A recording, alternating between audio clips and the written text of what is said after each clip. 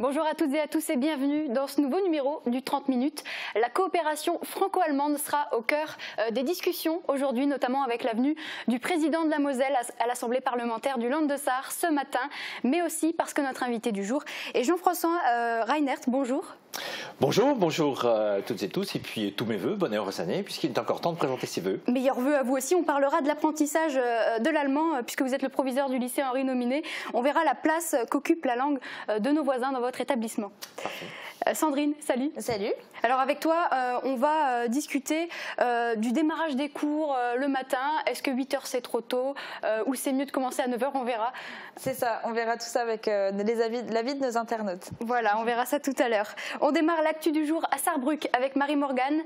Salut Marie-Morgane. Alors ce matin, Stéphane Toscani, président du Landtag de Saar, a reçu un invité exceptionnel. Patrick Weiten, président de la Moselle, est le premier élu étranger à parler à la tribune du Parlement régional du Land de Saar. Salut Margot, et oui tu l'as dit, c'est une première. Patrick Weiten est arrivé ce matin à Saarbrück. Il a rencontré Stéphane Toscani, le président du Landtag, mais aussi le ministre-président de la Saar, Tobias Hans. Alors la Moselle et la Saar travaillent ensemble depuis plusieurs années, mais ça reste quand même un grand moment ce matin pour la coopération franco-allemande, car Patrick Weiten a pu s'exprimer à la tribune devant les membres du Parlement sarrois. Il a évoqué ses projets pour renforcer encore plus l'amitié transfrontalière. On a suivi la séance plénière qui vient de se terminer et ces projets justement, tu pourras les entendre dans un reportage tout à l'heure. Merci beaucoup Marie-Morgane et merci aussi à Urani pour les moyens techniques. Allez, voyons maintenant quelle est l'actualité de ce mercredi 16 janvier.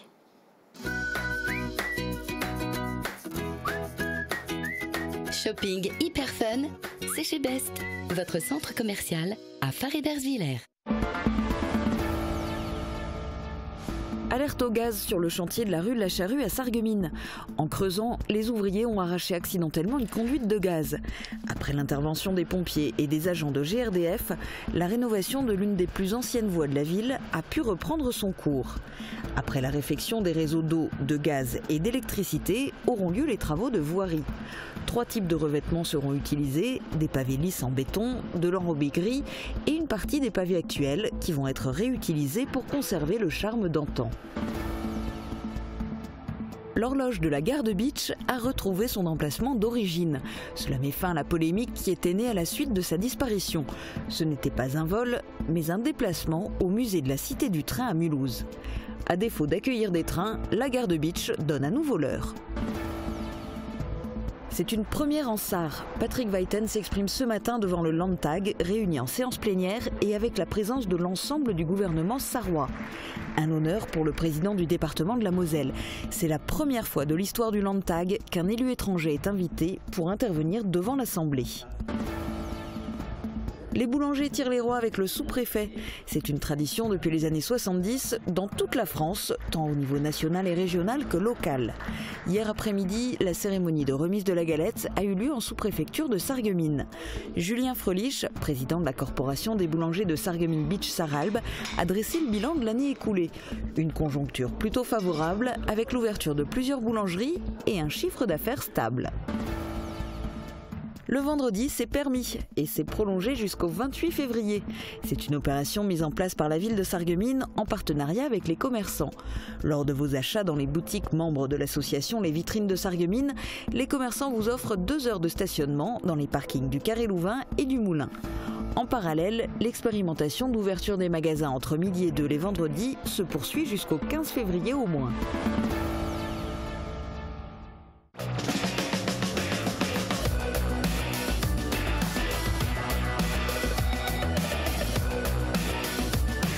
L'Aglo, 10 zones pour développer l'emploi. Et quelle météo pour demain? C'est Sandrine qui vous donne les prévisions. Avec le Crédit Mutuel, partenaire des grands événements sportifs.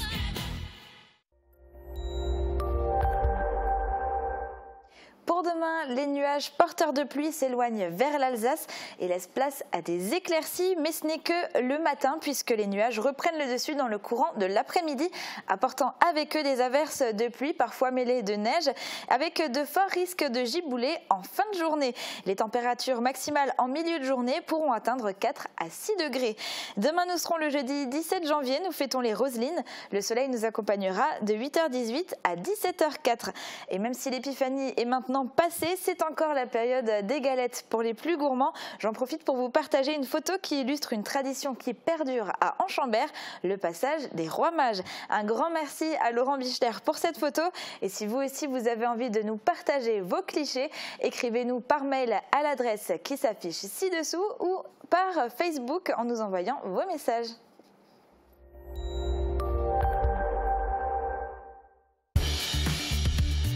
Je réagis au doigt et à l'œil, même à distance.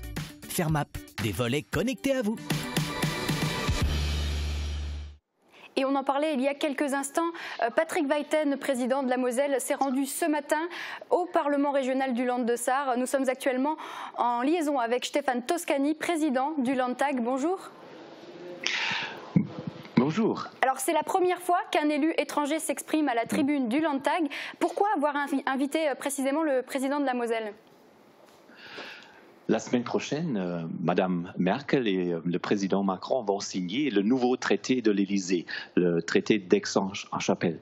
Nous, on travaille très étroitement dans nos deux régions, en Moselle et en Sarre, et on voulait souligner le rapport très intense entre nos deux territoires. C'est pour cela que le Parlement de la Sarre a invité Patrick Weiten et une délégation du conseil départemental.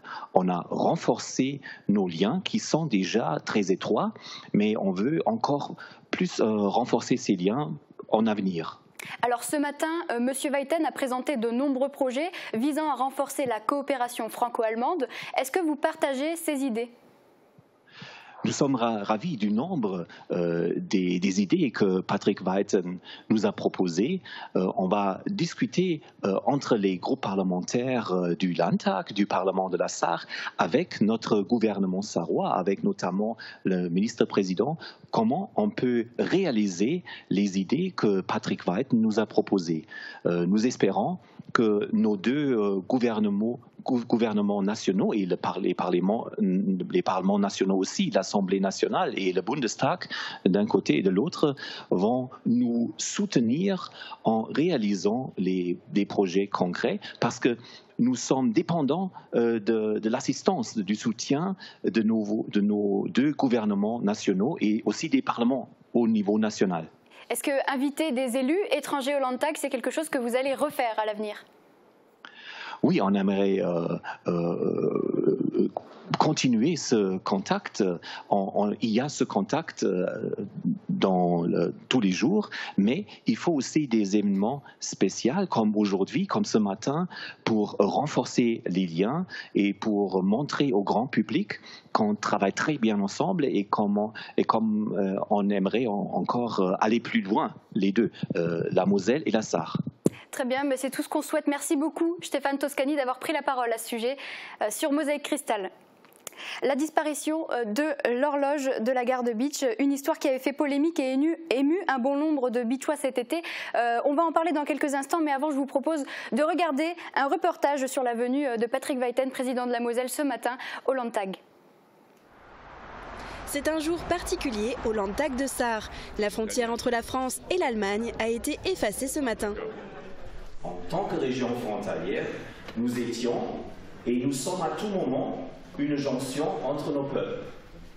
Sarrois et Moselans, nous sommes comme un trait d'union entre nos peuples, entre l'Allemagne et la France. Le président du Landtag, Stéphane Toscani, a invité pour la première fois un élu étranger, Patrick Weiten, le président de la Moselle.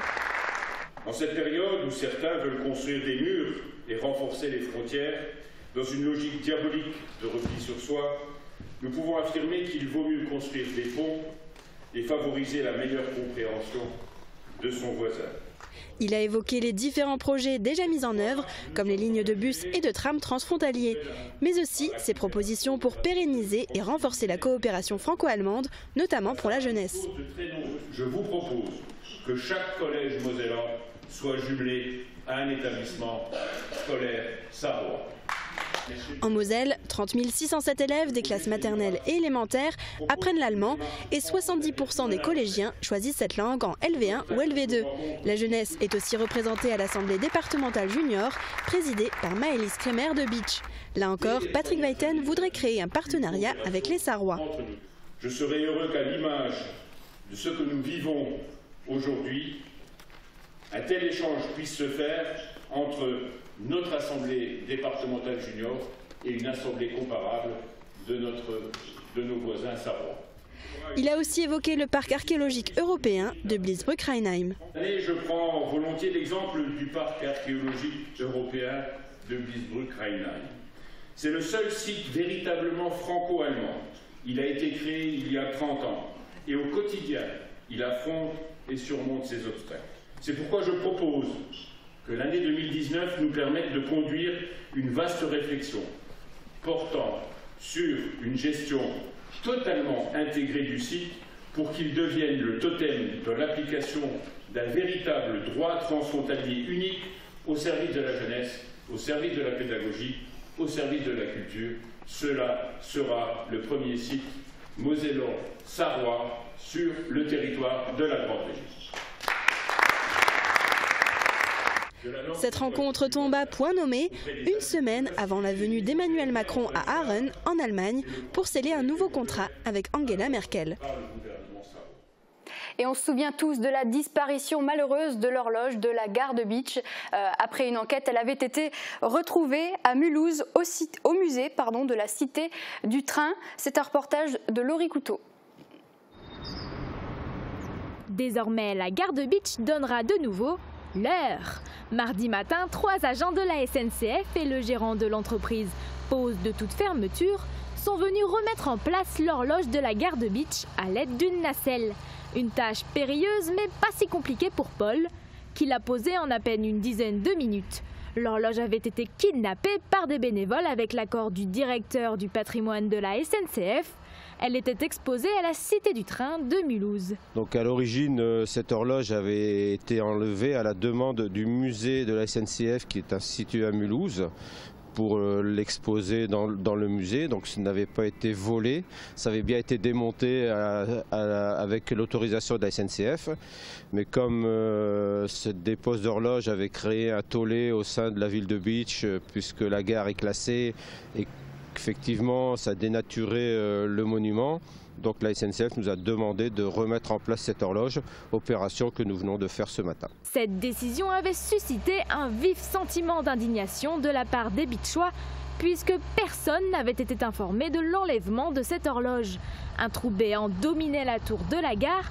À cause de ce trou, la gare n'était plus étanche et des oiseaux ou encore des chauves-souris pouvaient également s'introduire à l'intérieur. 2 heures de stationnement offertes, c'est possible avec l'opération Vendredi, c'est permis. Lors de vos achats dans les magasins adhérents à l'association des vitrines de Sarreguemines, vous avez peut-être déjà profité de cette offre. Si ce n'est pas le cas, bonne nouvelle, cette action devait initialement s'arrêter le 15 février et est prolongée jusqu'au 28 février. Plus d'explications dans ce reportage. Régler son stationnement peut être un frein à la fréquentation du centre-ville de Sarreguemines.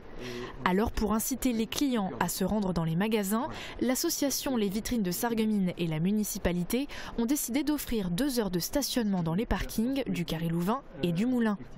À cette occasion, 10 000 tickets ont été distribués aux commerçants adhérents de l'association qui à leur tour devaient les offrir aux consommateurs lors de leurs achats. Initialement, l'opération devait s'arrêter juste après les soldes, mais bonne nouvelle, elle est prolongée jusqu'au 28 février car il reste encore des tickets. Ces derniers pourront être distribués tous les jours de la semaine et être utilisés toute la durée de l'offre. L'opération Vendredi c'est permis proposait également l'ouverture des commerces les vendredis entre midi et 14 h. Ce dispositif est maintenu au moins jusqu'au 15 février. Après des briefings entre les commerçants et la municipalité, il n'est pas exclu que cette partie de l'opération soit également poursuivie. Marier le français et le plate en musique dans une pièce de théâtre destinée à un jeune public, c'était l'objectif de la troupe Minus Théâtre. Cette pièce, intitulée La métamorphose de Pretty Shin, raconte l'histoire d'une jeune fille, Pretty, qui demande à sa tante magicienne retraitée de la transformer en vue d'un concours de beauté. Hélas, la transformation est catastrophique. Pretty va alors demander de l'aide au chat dragon Robichung, une étrange créature. Près de 400 élèves de primaire se sont réunis aux deux représentations qui avaient lieu à l'espace René Cassin à Beach ce mardi. Extrait.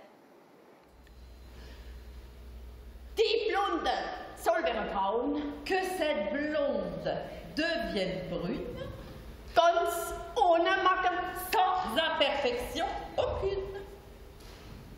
Kannst dich auch umdrehen?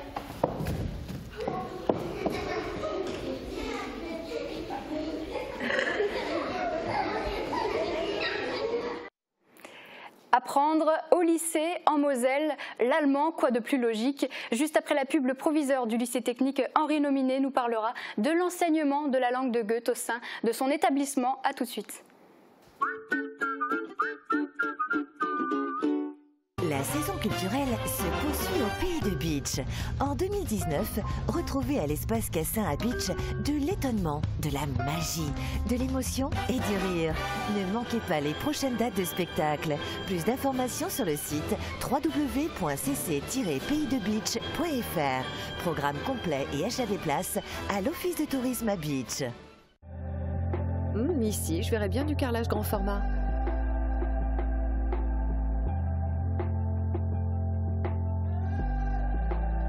Cette terrasse sera parfaite une fois aménagée.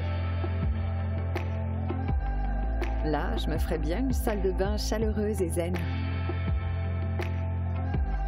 Gerbert, passer du rêve à la réalité. L'atelier gourmand vous propose toute une sélection de gourmandises, du pain frais toute la journée, de succulentes pâtisseries artisanales, des hamburgers maison fraîcheur garantie et tout un assortiment de pizzas et de sandwichs. Vous pouvez manger sur place ou profiter du drive. L'atelier gourmand vous invite chaque jour du lundi au samedi de 5h du matin à 22h. Avant, Marie était mal à l'aise en communauté, mais depuis son passage à la passion de l'audition, elle n'est plus la même. Avec une solution adaptée, elle sort, voit du monde et peut même à présent apprécier les spectacles. Si comme elle, vous souhaitez changer de vie, rendez-vous à la passion de l'audition. Entendre n'est plus un luxe, mais une nécessité.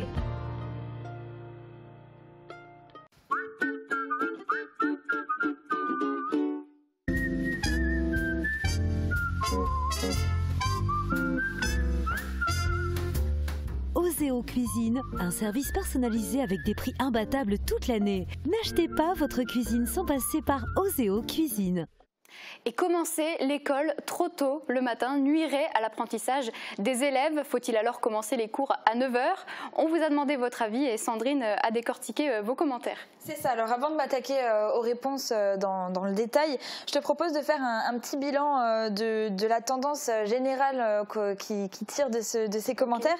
Et alors vraiment, majoritairement, les internautes sont complètement contre cette idée. Alors il y a plusieurs raisons qui sont pointées du doigt, comme les problèmes de transport notamment. René nous dit « Je pense qu'il est déjà assez stressant pour les parents qui travaillent de ramener les enfants à 8h. Alors je n'ose même pas imaginer à 9h. » Claudine reste dans le même thème et nous dit « Ça m'étonnerait que les compagnies de bus changent leurs horaires pour ça. Du coup, s'ils doivent prendre le bus entre 7h et 7h30, le truc prend l'eau. » Et plusieurs autres personnes parlent de les habituer à se lever tôt pour les préparer à la vie active. Mais il y a également d'autres points qui ont été soulevés à plusieurs reprises, comme l'abus des écrans par exemple le soir. Jacques nous écrit « Et pourquoi pas 10h, quittez vos consoles et smartphones et allez vous coucher ». Et une autre question est revenue très souvent, c'est la suivante. Elle est posée par René qui nous dit « Le souci c'est que s'ils commencent à 9h, ils termineront probablement à 18h au lieu de 17h. Ou comment font-ils pour rattraper l'heure perdue ?» Voilà.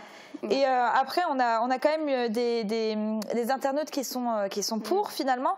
Alors, ils ont aussi des arguments. Le premier est souligné par Fanny qui nous écrit « Ma fille de 13 ans se lève tous les matins à 6h30 pour prendre son bus à 7h15 et rentre à la maison à 17h30. Les journées sont trop longues. Elle part avant moi et rentre après moi. La fatigue est là et elle ne passe pas ses soirées devant la télé ou tablette ou portable qu'elle n'a même pas. » Et enfin, le dernier est sûrement le plus important. important, c'est l'argument défendu par Jay qui nous dit « Un grand oui, on sait que les ados n'ont pas le même cycle de sommeil que les adultes. Ils sont en pleine puberté et donc plein de changements. Donc si décaler les cours d'1 heure peut les rendre meilleurs, c'est à essayer. » Oui, c'est vrai qu'on voit que les avis sont plutôt mitigés, mais bon, pour l'instant, c'est pas d'actualité, on n'en est pas encore là. Tout de même, Jean-François Reinert, je voudrais avoir votre avis. Est-ce que vous pensez que c'est une bonne idée ? C'est une question. En tout cas, c'est une question qui mérite sans aucun doute débat. Donc, on peut dire effectivement que l'idée part d'un territoire qui est celui qui est plutôt la grande ville, qui est Paris. Comment cette idée peut-elle s'appliquer sur un territoire qui peut être celui de Sarreguemines, de Bitche ? C'est un petit peu plus compliqué. Bon, ça mérite réflexion. Donc on peut dire que sans aucun doute, les jeunes ont un rythme de vie qui est aussi un mode de fonctionnement qui n'est pas le nôtre, qui est différent. L'argument qui consiste à dire effectivement qu'il faut apprendre à se lever tôt et à être présent donc le matin dès 8 heures, que ce soit au lycée d'ailleurs ou à l'entreprise quand on travaillera plus tard, c'est peut-être tout aussi pertinent. En tout état de cause, bon, la généralisation à outrance me semble peut-être un peu malvenue sur ce sujet. Peut-être est-il intéressant de consulter les différents territoires, les gens. Voilà, on en reparlera au moment voulu, évidemment. En tout cas, aujourd'hui, on va parler de choses un petit peu plus concrètes. On en parlait la semaine dernière avec mon invité Léon Ditch, qui est président de l'association Culture et Bilinguisme. J'aimerais que vous puissiez aussi vous exprimer à ce sujet. L'Académie de Metz-Nancy a publié la liste des établissements qui proposent une spécialité allemande, et notamment en Moselle, et elle surprend. Alors, revenons un petit peu, si vous voulez, sur tes explications peut-être un tout petit peu techniques. C'est vrai qu'on parle là des spécialités. Les spécialités sont une petite partie de l'enseignement dans le cadre de la réforme du lycée. Ce qui ne gêne et ne perturbe en rien l'enseignement de l'anglais et de l'allemand en tant que langue vivante, comme ça s'est toujours fait. Donc le tronc commun, pour parler techniquement, le tronc commun, notamment linguistique en allemand, est maintenu dans tous les lycées, particulièrement aux nominés, qui n'aura pas la spécialité allemand. Et pourquoi cette spécialité allemand conduit à des études plus littéraires, plus linguistiques ? Je veux être professeur d'allemand. Qui n'est pas du tout l'objectif du lycée. Le cœur de métier du nominé est la technologie, la science, donc de façon définitive, le professionnel. Donc ça nous intéresse effectivement bien plus que d'avoir une langue allemande qui sera la langue de tous les jours, la langue technique. Ce que nous essayons de pratiquer, que nous développons beaucoup, au travers notamment des classes euro, Abibac et autres, mais que nous développons également aussi au travers de l'espace Mobilis, qui est destiné à promouvoir la culture et la langue du voisin, la proximité. C'est un projet que nous conduisons déjà depuis plusieurs années, donc je n'ai aucune crainte. L'allemand au nominé est bien présent, est bien défendu, les professeurs sont à pied d'œuvre, travaillent beaucoup, les élèves aussi, et puis les partenariats que nous initions, particulièrement puisque le nominé a la chance d'être aussi un centre de formation d'apprentis, nous avons un BTS électrotechnique franco-allemand. Transfrontalier. Transfrontalier, voilà. Tout à fait. Donc je suis heureux de voir et d'avoir entendu M. Weiten, aussi M. Toscani qui parlait tout à l'heure, sur le sujet de la coopération transfrontalière. Là, nous avons une application particulière avec le Conseil régional Grand Est qui a été mise en œuvre. D'ores et déjà, les grandes entreprises allemandes sont en train de recruter maintenant pour la rentrée prochaine de futurs BTS transfrontaliers en apprentissage, en alternance. Donc c'est extrêmement intéressant. Les premiers contrats, par exemple, avec Michelin, 2 contrats ont été signés déjà depuis le mois de décembre. Donc il y a déjà des élèves qui savent ce qu'ils vont faire l'année prochaine. C'est remarquable. Voilà. Donc je pense que c'est quelque chose qu'il faut développer. Donc on a un nouveau BTS qui pourrait arriver, c'est le BTS maintenance. Il faut le construire puisque c'est à la demande des entreprises. Donc que ces places sont. Il y a seulement 2 initiées. filières pour ce BTS transfrontalier. Effectivement, parce que nous avons des demandes qui émanent sur 2 filières. Si, par exemple, conception et réalisation des systèmes automatisés devaient faire l'objet d'une demande, une réponse devrait être apportée. Donc c'est les entreprises. Donc c'est les entreprises aussi, maintenant, on parle du secteur industriel, mais dans tous les autres secteurs, que ce soit le secteur du commerce, mais aussi peut-être donc le secteur de la restauration, puisque nos plateaux techniques nous permettent de le réaliser. Donc il faut que les entreprises se manifestent, et je les invite d'ailleurs à prendre contact avec le lycée là-dessus, on peut en parler, puisque les nouveaux textes, les nouveaux décrets sur l'apprentissage ont été signés le 24 et le 28 décembre, donc nous sommes en mesure d'avoir des réponses maintenant qui sont beaucoup plus précises que les décrets, que les lois qui étaient passées jusque-là. Et quels sont les pourcentages d'insertion suite à ce BTS transfrontalier? Est-ce que les jeunes trouvent facilement leurs entreprises? Alors c'est notre première année. Donc risquer un chiffre pour l'instant me semble peut-être hasardeux. Toutefois, la philosophie des entreprises allemandes est très clairement établie. Nous formons pour embaucher. Voilà. Donc les plus grands espoirs sont permis. D'accord. D'après ce qu'on peut entendre, le lycée Henri Nominé est tourné vers la coopération franco-allemande. Évidemment, l'allemand, pour vous, c'est important. Vous le placez, même s'il n'y a pas d'enseignement de spécialité, puisque ce n'est pas votre objectif. L'allemand est quand même au cœur des préoccupations. On n'en a pas parlé, mais il y a aussi un atelier langue régionale des pays mosellans. Absolument. Donc, la langue régionale, effectivement, le Platt, tout simplement. Donc, le Platt est un bon moyen, un bon vecteur de communication, un bon vecteur, un bon lien avec la langue de tous les jours, l'allemand de tous les jours. Donc c'est la langue qui est, remplie de gestes et de sens technique, d'affection, de transmission de compétences, et particulièrement dans le cadre de l'apprentissage, ça nous interpelle beaucoup. Je pense que c'est effectivement un élément qui est extrêmement intéressant et qui conduit à promouvoir, on peut appeler ça peut-être une double culture qui peut être celle de la France, mais aussi celle de l'Allemagne. Cette double culturalité, cette biculturalité nous intéresse beaucoup, et je reviens sur vos premiers propos. Je pense que c'est quelque chose qui est extrêmement intéressant et que nous souhaitons promouvoir, avec lequel nous allons pouvoir assurer peut-être l'envie d'aller plus loin, d'aller un petit peu comme Mosaïque Cristal, d'aller sur du sans frontières. Voilà. Enlever les frontières, créer de l'emploi transfrontalier, c'est évidemment l'objectif. D'ailleurs, vous proposez un accompagnement à vos élèves d'orientation au quotidien, c'est ce que vous nous disiez tout à l'heure. Oui, tout est fait sur ce sujet-là. Nous avons déjà, dans le cadre de la réforme du lycée, qui prévoit effectivement que cette réforme doit, entre guillemets, être orientée vers déjà le fait de dessiner un parcours, donc vers le supérieur. Nous avons déjà programmé une première journée. En fait, c'était une soirée, donc c'était la nuit de l'orientation pour les élèves qui sont en seconde et leurs familles. Et nous allons, pour le 28 février, programmer une journée qui sera la journée de l'ambition, puisque donc nous essayons de promouvoir cette ambition, aller le plus loin possible, essayer d'aller le plus loin possible pour chaque élève, en assurant une promotion de parcours un petit peu exceptionnel avec des partenaires qui sont des partenaires un peu institutionnels pour nous, comme par exemple l'ISFATES.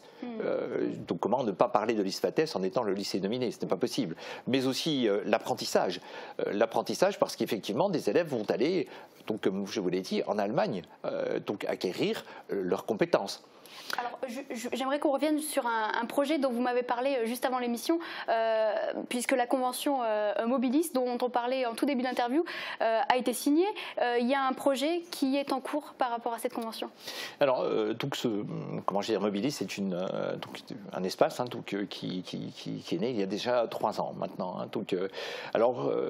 Mobilis travaille beaucoup, notamment, pour essayer de promouvoir des partenariats culturels et linguistique, et toutes les associations, tous les regroupements. C'est le cas par exemple d'une association qui est notre fidèle partenaire, c'est Europage, donc association de seniors, des seniors sarrebrucquois, qui interviennent et accompagnent les professeurs d'allemand du lycée dans leurs cours sur des sujets particuliers, l'hydrographie, sur la monnaie, sur d'autres problématiques, problématiques d'histoire aussi.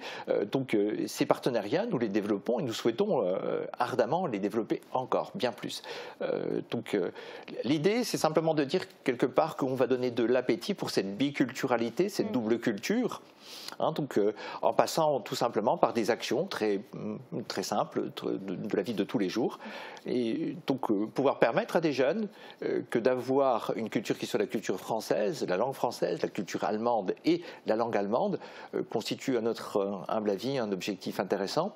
On ne sera pas ou l'un ou l'autre, mais on sera les deux à la fois, et de ce fait bien plus riche. Voilà, riche, un territoire aussi riche en opportunités, évidemment. Merci beaucoup Jean-François Reiner d'avoir participé à notre émission aujourd'hui. On va poursuivre, si vous le voulez bien, avec un peu de sport. Côté football, c'est la trêve hivernale, mais pas pour tout le monde.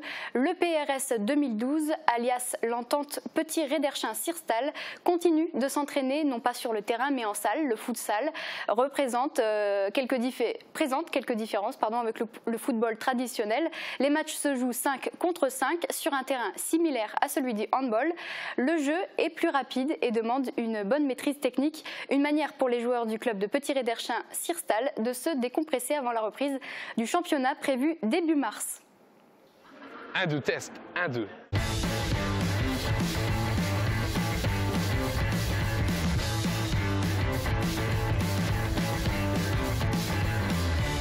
Le club qu'on vous présente ce soir, c'est l'entente Petit-Réderchin-Sirstal 2012, donc fusion des villages de Petit-Réderchin et du Sirstal. Actuellement, le club compte 45 licenciés seniors et les jeunes sont regroupés dans l'entente du Pays de Bitche. C'est actuellement pas loin de 300 joueurs, dont une section féminine composée de 70 filles à peu près. La fierté du club, c'est surtout d'avoir un maximum de joueurs issus de 2 villages. Tous les joueurs, c'est du foot amateur, donc travaillent, soit sont en cours. On a également besoin de bénévoles, donc que ce soit les éducateurs ou autres, pour qu'on puisse fonctionner dans les meilleures conditions possibles.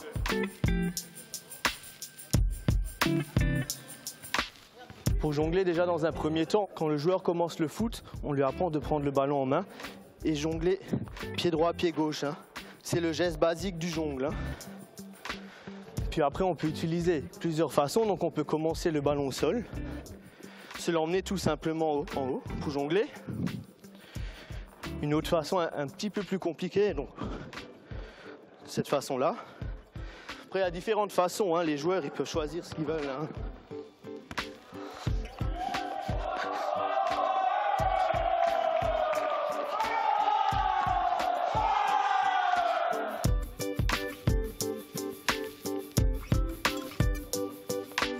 Les entraînements se déroulent à Sirstal le mardi soir de 19h à 21h et le vendredi soir de 19h30 à 21h30. Les équipes sont inscrites en championnat et dans différentes coupes tout au long de l'année.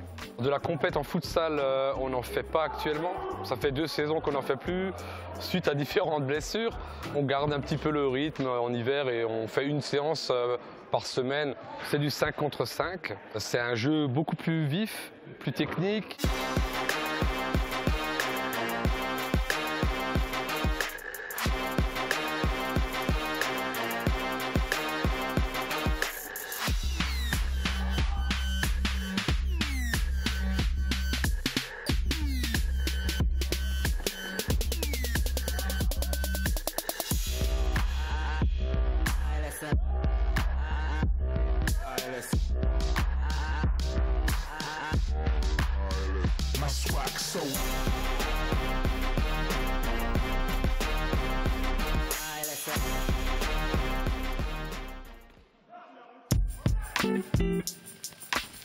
Pour moi, un bon footballeur, c'est la rigueur, la discipline. Comme le dit le dicton, il faut s'entraîner difficilement pour jouer facilement. Ça fait 29 ans que je suis au club, c'est un club qui me tient à cœur. On vous invite à venir nous voir le dimanche au bord des terrains pour voir un petit peu tout cela.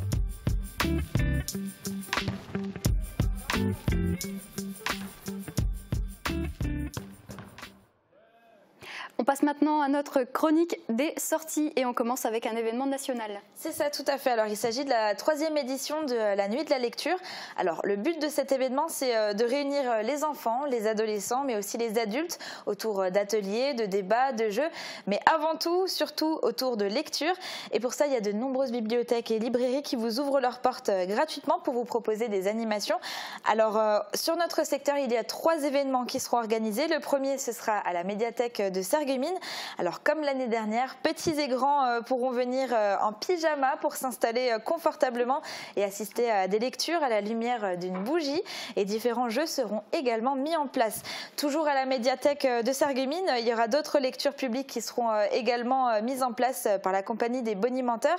Et de 21h30 à 22h, la compagnie vous transportera avec un spectacle drôle et interactif où des personnes du public deviendront acteurs de l'histoire grâce à un énorme livre de 2 mètres de haut. Pour assister à toutes ces animations, rendez-vous à la médiathèque de Sarreguemines, donc ce samedi à partir de 18h. Et toujours ce samedi, il y aura des animations dans ce contexte qui seront également organisées à la médiathèque de Bitche, où vous êtes invités à partager vos livres préférés en faisant la lecture d'un extrait choisi ou d'une phrase. Et des acteurs du top, c'est l'atelier théâtral d'amateurs de la maison derrière les arbres de Ripperswiller, qui est en partenariat aussi avec la Halle Verrière de Meisenthal, et qui seront accompagnés par Brigitte Gonzalez, qui est comédienne et metteur en scène de la compagnie Lucra Moros, et ainsi que les bibliothécaires aussi, qui seront également présents pour des lectures. À partir de 17h, ils proposent donc des lectures pour les enfants, et à partir de 18h, ce sont les ados et adultes qui sont invités. Et pour finir avec cet événement, il y a l'association des parents d'élèves du collège de Diemringen qui vous accueille dans l'enceinte de l'établissement pour venir écouter Myriam Bendif-Silas, une auteure jeunesse qui vous lira son dernier livre, La course à la lune, ainsi que des travaux en cours du prochain album. Et elle vous parlera également du travail d'auteur lors de la création d'un livre et des différentes étapes. Une dictée du Rotary sera également proposée pour tous, tout niveau et tous âges, et des liseuses sont à gagner, donc allez y participer. Et vous pourrez aussi profiter d'une bourse d'échange de livres d'occasion, et des lectures partagées seront proposées et animées par les visiteurs. Tu veux pas boire un petit coup? Ça va. En tout cas, c'est tout un programme. On continue, Sandrine, avec un spectacle de magie. J'ai envie d'en savoir plus. Avec plaisir. Alors, il s'agit du spectacle de l'étonnant Lord Martin, accompagné de sa fidèle troupe, qui vous proposeront un spectacle de grande illusion, numéro interactif et en musique, jonglerie et humour. Un show qui est unique en Europe, à ne surtout pas manquer. C'est ce samedi à 20h30 à l'espace Cassin de Bitche, et l'entrée plein tarif est à 20 €. Eh bien, nous voilà renseignés. On reste sur scène, mais cette fois-ci pour du théâtre. Oui, avec la classe de théâtre adulte du Conservatoire de Sarreguemines, qui est encadrée par Margot Gauer, et qui vous invite à 2 représentations sur leur nouvelle pièce, Madame sans gêne. Alors, la première a lieu ce vendredi à 19h30, et la seconde, c'est ce dimanche à 16h, et le tout au Casino de Sarreguemines. Alors, direction Woustviller pour un prestigieux concert. Oui, avec l'orchestre symphonique de Thionville, qui vous propose de venir apprécier le travail d'une 60aine de musiciens de haut niveau, qui joueront pour vous sur la scène du W de Woustviller. Le concert, c'est ce dimanche à 15h30, et l'entrée est de 12 €. Et tu nous donnes maintenant un rendez-vous ce samedi pour fêter un anniversaire. Et pas n'importe quel anniversaire, il s'agit des 20 ans de la brasserie de la mairie à Sarreguemines, qui vous invite à venir fêter ça autour d'un verre et surtout autour d'un concert. Alors pour l'occasion, c'est Grand Joe et Metrinker qui s'occuperont de mettre l'ambiance. Et comme tu le disais, c'est ce samedi à partir de 21h. Alors on poursuit cette chronique avec une nouveauté, c'est le Salon des vins qui sera organisé à Woustviller. C'est ça, alors c'est un événement qui est organisé par la jeune association Jeudi Vin, qui a eu envie de faire découvrir les variétés et les richesses de notre territoire à travers un salon qui va réunir une vingtaine de vignerons qui seront présents pour échanger avec vous et vous livrer de nombreux conseils, mais également pour vous faire goûter leurs produits. Mais ce n'est pas tout, parce qu'il y aura aussi de nombreux autres exposants qui seront présents et qui vous présenteront des dégustations commentées et des démonstrations culinaires. Alors boulangerie, pâtisserie, miel et pain d'épices, escargot, fromage, foie gras, confiserie, je continue. Ouais. En tout cas, vous allez très certainement trouver de quoi vous régaler, et vous aurez en plus 2 jours pour en profiter, donc samedi de 13h à 19h et dimanche de 10h à 18h au complexe Le Prince Ringuet de Woustviller. Et pour terminer cette chronique, tu nous emmènes à la piscine communautaire de Bitche. Oui, qui vous propose ce samedi une ouverture nocturne et aqua night de 17h à 20h30, et vous pourrez profiter pour aller nager, mais également pour faire de l'aquagym à partir de 20h. Merci beaucoup Sandrine. Malheureusement, c'est déjà l'heure de se quitter. Mais on se retrouve bientôt. Oui, on se retrouve bientôt. Au programme du supplément, aujourd'hui le 4e épisode de notre émission spéciale consacrée aux vœux pour cette nouvelle année 2019. Julia Bitran s'est rendue au parc archéologique de Blisbruck pour y rencontrer Evelyne Firtion et Jean-Claude Cunat, les conseillers départementaux du canton de Sarreguemines, qui nous invitent à participer à préparer l'avenir. Bonne fin de programme, excellente journée et à demain.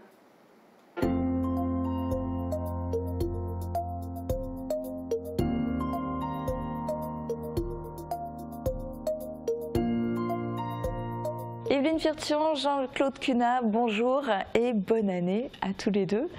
Je vais vous donner l'opportunité à la fin de cet entretien de présenter vos vœux aux téléspectateurs de Mosaïque Cristal, mais je voudrais d'abord qu'on revienne un petit peu sur l'année 2018. En premier lieu, en tant que conseillère départementale, Evelyne Firtion, vous, quels sont les événements ou les projets qui vous ont particulièrement marqué en 2018 ? Étant donné que je siège dans la commission de l'éducation, bien sûr les collèges, et puis le social, puisque je participe à beaucoup de réunions dans ce domaine. Et vous, Jean-Claude Cunat, que retient de 2018 le vice-président du conseil départemental? Vous me tendez la perche, comme ma délégation c'est la culture, moi je garde toujours les événements phares, par exemple Vita Romana, puisque nous sommes ici à Bliesbruck, Vita Romana qui est un événement important en termes de culture et d'animation, qui est un point fort finalement sur le site, entre autres. Et qui était à nouveau une bonne édition en 2018. Ouais. On va parler un petit peu d'économie, pourtant le conseil départemental n'a pas de compétences économiques. Malgré ça, il y a des vrais coups de pouce et il y a eu notamment la création d'un label. Oui, alors ce label, il faut savoir qu'il s'est créé dans la dynamique de la création également de l'agence Moselle Attractivité, qui était un souhait de notre président et de notre assemblée constituante. Alors vous avez dit, nous n'avons pas la compétence économique, je vous corrigerai en disant nous ne l'avons plus malheureusement. Ça c'est la loi NOTRe qui est passée par là, on le regrette vivement parce qu'on savait par des dispositifs précis, dont un qui s'appelait l'AMICAP, qu'on pouvait donner de sérieux coups de pouce parce que nous sommes dans la proximité, qu'on connaissait nos petites entreprises et qu'on arrivait par là à aider les entreprises. Et on avait les deux entreprises aussi, c'est ainsi qu'on a pu, que ce soit pour l'entreprise Smart ou pour Continental, apporter des aides conséquentes. Aujourd'hui, il nous en faut rester à une politique d'attractivité et nous passons en cela par la culture et le tourisme, sachant que la région est effectivement dans l'agence d'attractivité et qu'elle copilote avec nous, avec le département, sur la partie économique, mais en totale coordination. Ça c'est le vœu des deux présidents, Jean Rotner et Patrick Weiten. Donc la région, bien sûr, assurant la compétence économique, parce que nous ne l'avons plus, mais le département apportant, si j'ose dire, les facteurs, l'argumentation qui peuvent faire que sur tel ou tel territoire, il faut peut-être mettre une attention particulière. Et puis quelques mots, Evelyne Firtion, peut-être par rapport au label Moselle dont vous faites partie des nombreux ambassadeurs. Oui, tout à fait. Et puis effectivement, comme disait mon collègue, au niveau de l'attractivité, il y a aussi un grand coup de pouce pour les agriculteurs, puisque au niveau des collèges, on s'occupe effectivement des repas, de la restauration scolaire, et on incite les collèges à privilégier les circuits courts, donc évidemment faire travailler les agriculteurs locaux. Jean-Claude Cunat, pour cette interview, vous avez choisi ici le décor du parc archéologique de Bliesbruck. Un choix logique, évidemment, pour le vice-président délégué à la culture. Et justement, de manière plus large, vous siégez vous êtes membre de la commission politique culturelle, sport, jeunesse. Sont des thématiques dans lesquelles le département de la Moselle se porte plutôt bien, a priori. Oui, il se porte plutôt bien parce que nous sommes volontaires, parce que nous avons compris qu'en marge de la politique sociale, qui est quand même un fondement important des départements, c'est la moitié de nos budgets, on le répète à l'envi, on ne peut pas concevoir une politique d'aide à nos concitoyens sans y amener aussi, j'allais dire, les facteurs d'insertion, de lien social que sont la culture et le sport, éminemment important. Evelyne Firtion, vous êtes membre de la commission éducation, enseignement supérieur, jeunesse. Quelles sont les principales évolutions en la matière? Le numérique, le développement du plan numérique, bien sûr. Et puis on essaye effectivement au niveau des 90 collèges du département, il y a un grand projet de réhabiliter ou de reconstruire des collèges dits métalliques. Il y en a 17 encore en Moselle. Donc pour la fin du mandat, il y aura 3 collèges qui seront refaits. Pas encore dans notre secteur, parce qu'il y avait vraiment des priorités dans d'autres secteurs. Mais bon, c'est la grande priorité et malheureusement, on aimerait bien pouvoir tout refaire, mais on est contraint par les budgets, donc on fait tout doucement, mais sûrement. Jean-Claude Cunat, depuis une quinzaine d'années, le conseil départemental a créé 11 déviations d'agglomération. Pourtant, du côté de Sarreguemines, on attend toujours, ça fait des dizaines d'années, je crois, qu'on attend la déviation sud pour désengorger, notamment en priorité, la route de Nancy.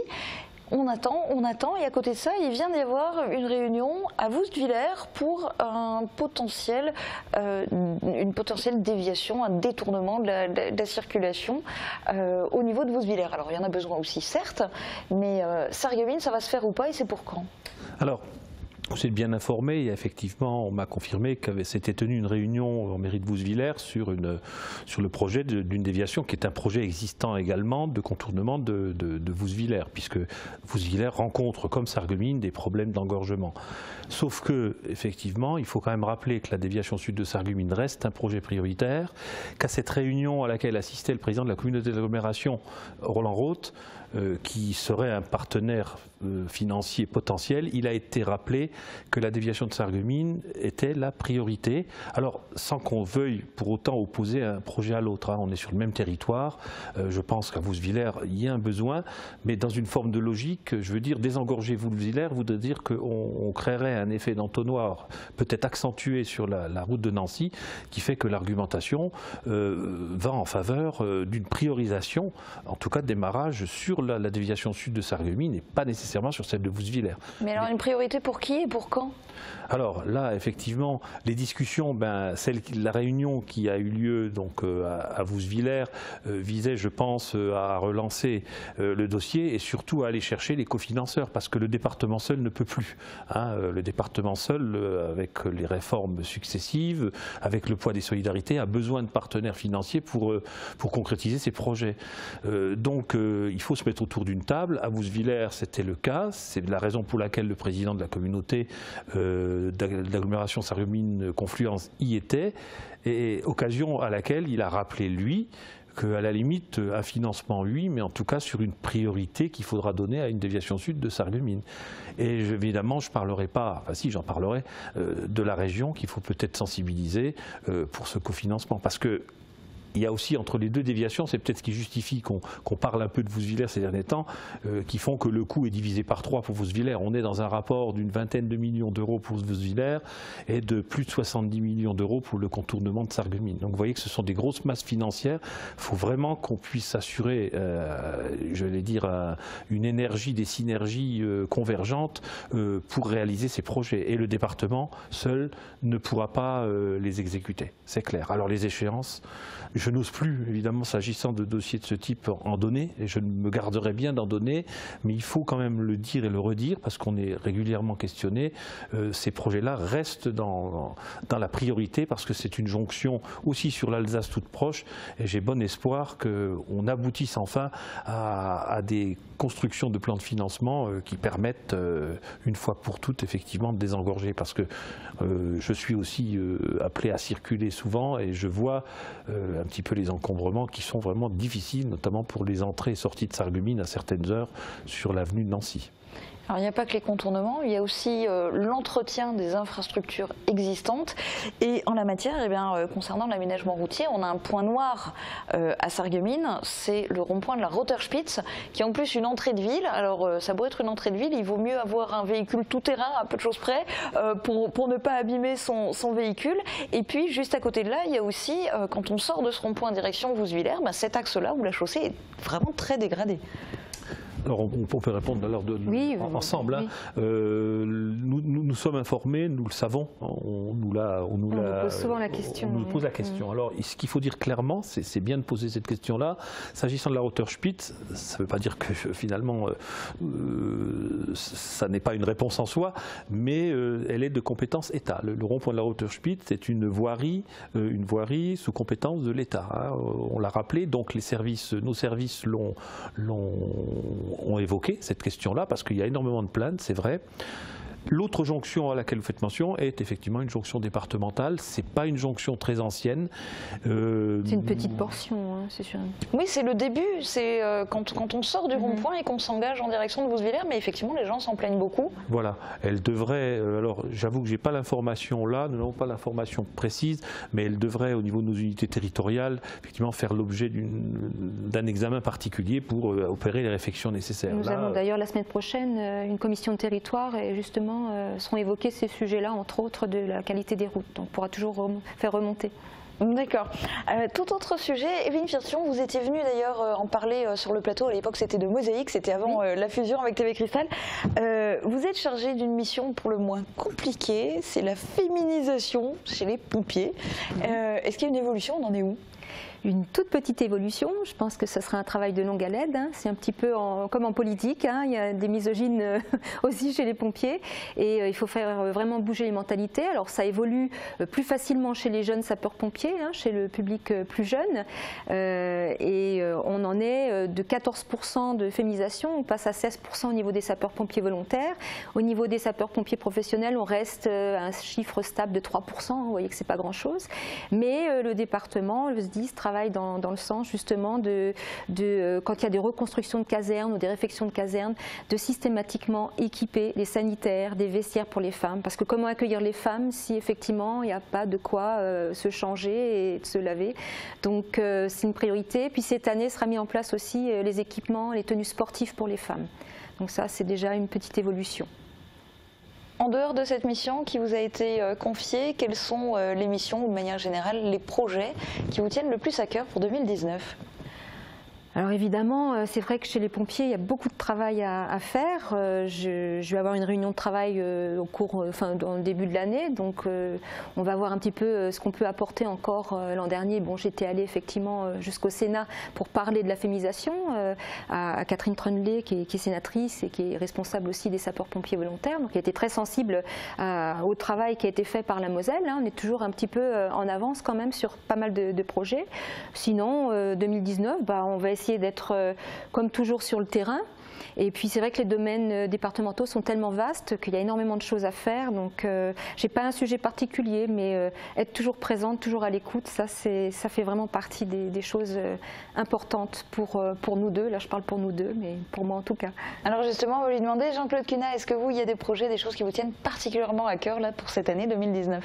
Alors vous savez, on est sur tellement de compétences que tout est important. Alors moi je ne parlerai pas de projet spécifique effectivement, mais c'est surtout la continuité avec Evelyne, elle vient de le dire, de l'accompagnement qu'on mène. Et je voudrais citer par exemple l'aide au territoire, hein, le dispositif unitaire, aide Mosellane pour l'investissement des territoires, pour lesquels nous avons généré, je crois, pas tout à fait 2 millions d'euros l'année dernière d'aide pour des créations, des requalifications, des traversées de villages, des créations de centres socioculturels. Pour nous, le cœur de notre action, c'est la proximité. Bon, je sais bien que c'est un mot très galvaudé, mais c'est la proximité, le contact avec nos collègues maires des communes pour les accompagner au mieux. Puis évidemment, aussi les permanences souvent qui sont bien remplies des concitoyens, parce que le conseil départemental, il faut le rappeler, accompagne beaucoup, que ce soit pour les personnes handicapées, que ce soit pour les personnes âgées, et nous sommes là au cœur un petit peu des préoccupations des gens, et donc c'est la continuité d'une action qui est, j'allais dire, une action de proximité quotidienne. D'accord. Et bien alors maintenant, pour terminer cet entretien, vous allez pouvoir vous adresser directement aux téléspectateurs de Mosaïque Cristal. Vous allez même pouvoir regarder directement vers l'objectif pour leur présenter vos vœux. Honneur aux dames. À vous la parole, Evelyne Virtue. Bien, je vous remercie. Écoutez, moi, ce que je voudrais faire d'abord, c'est un petit focus sur le dernier mois de l'année 2018, avant tout, et effectivement de reparler de ce contraste qu'on a eu entre la douceur de Noël qui s'annonçait au mois de décembre, et puis toute cette gronde sociale, hein, cette colère, et puis le malheureux attentat qui s'est déroulé au marché de Noël de Strasbourg, qui a mis tout le monde à plat, c'est à côté de chez nous, et puis effectivement, maintenant pour 2019, essayer de sortir un petit peu la tête de tout ça et de gagner en sérénité. Bien sûr de la santé, si on n'a pas de santé, il ne se passe rien de bien. Et puis vraiment souhaiter à tous ceux qui nous regardent de pouvoir se projeter vers l'avenir. Je crois que c'est ça qui nous manque actuellement, c'est d'avoir des projets constructifs. Donc sérénité, santé et se projeter sur l'avenir. Ce sont vos mots-clés pour 2019. C'est votre tour, Jean-Claude Cunat, de présenter vos vœux à nos téléspectateurs. C'est traditionnel. Alors, je rejoindrai un peu Evelyne. Hein. On a tous été marqués, je pense, par cette fin d'année. Ne voyez aucune connotation ni volonté. Le hasard fait qu'il y a beaucoup de jaunes dans le cadre environnant de notre beau parc de Bliesbruck. Ça n'est pas voulu. Mais en tout cas, moi, je veux dire tout le respect qu'il faut avoir, en tout cas nous, élus, pour les actions qui ont été menées. Avec évidemment une mise en garde, c'est de ne pas se laisser récupérer, c'est de ne pas sombrer non plus, j'allais dire, de ne pas écouter le cri de certaines sirènes et d'essayer de placer les revendications. Je pense que le débat national à venir, hein, en début début de cette année devrait apporter beaucoup pour amener et puis hiérarchiser un petit peu les demandes qui sont nombreuses. Et je le disais tout à l'heure, le conseil départemental est au quotidien à côté des plus démunis. Il fait ce qu'il peut et il y met la moitié de son budget. Ce qui me frappe parfois dans ce mouvement des Gilets jaunes, pour ne pas le citer, c'est par la méconnaissance aussi de nos concitoyens, de leurs institutions et de ce que parfois nous pouvons leur apporter, avec des jugements hâtifs, péjoratif, il faut retrouver la confiance. Moi, je pense que le maître mot, c'est la confiance. Et j'ai trouvé une belle citation de Saint-Exupéry qui dit que préparer l'avenir, c'est fonder le présent, mais que l'avenir, à la limite, il ne se prévoit pas, il faut aussi se le permettre, il faut s'en donner les moyens. Voilà, donc très bonne année en tout cas à toutes et à tous. Merci à tous les deux. Merci.